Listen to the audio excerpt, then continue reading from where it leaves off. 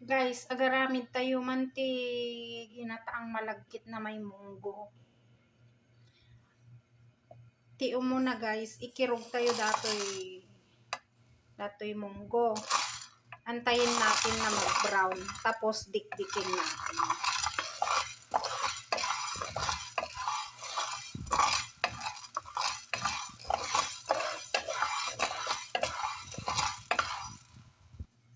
Malapit na mag-brown guys. Pag nag-brown na yan, tanggalin na natin, didikdikin natin.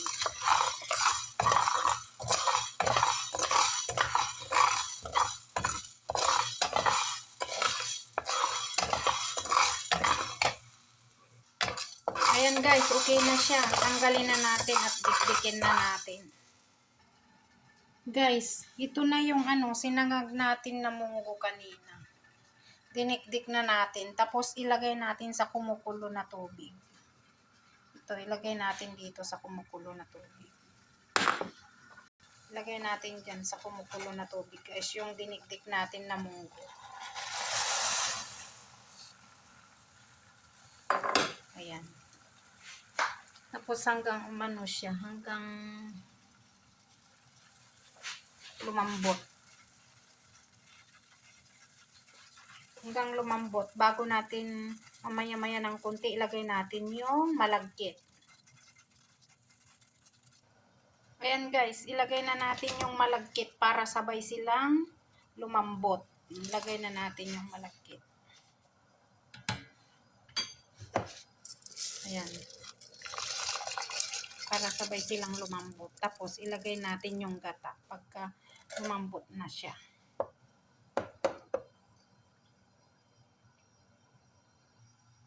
Kailangan lang haluin guys para hindi dumikit yung malagkit sa kaldero.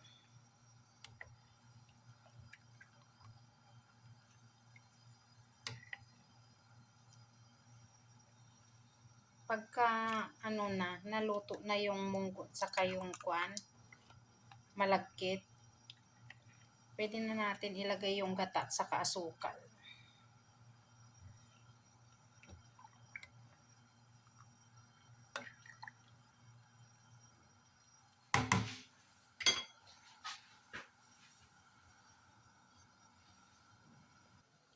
Mamaya guys, pag luto na, itatoppings natin yung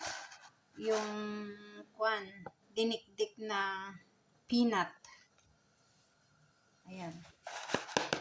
Nalagay natin mamaya pagka luto na.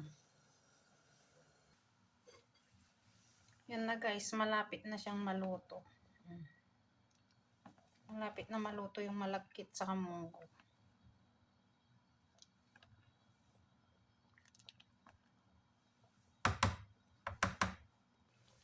Guys, luto na yung malagkit sa munggo, kaya ilagay na natin yung coconut powder.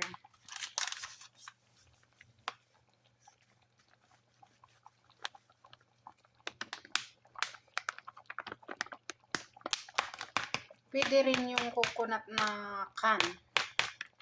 Pwede rin yung fresh coconut. Kaso nga lang dito, walang fresh coconut. Puro lahat lata ang gamit namin dito. Coconut powder o kaya coconut in can.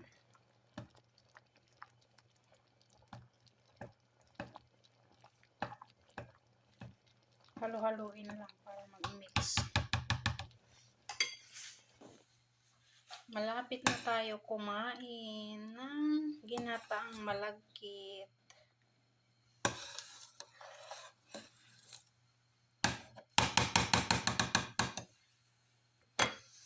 Yum, yum, yum, yum. Luto na guys, kaya lagyan na natin ng asukal.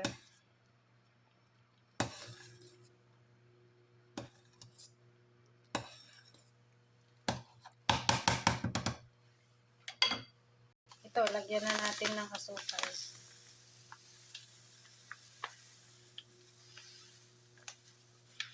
Pwede rin condensed milk. Tapos, pwede rin pang toppings nyo yung evaporated milk. Kaso nga lang, wala dito, kaya gatan lang nilagay ko.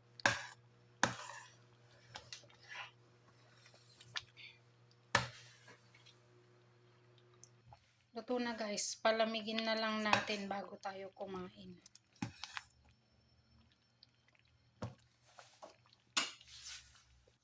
Yan na siya guys. Luto na. Ang ginataang malagkit with munggo and peanut. Toppings lang yung peanut guys, pinang toppings. Yummy guys, masarap siya.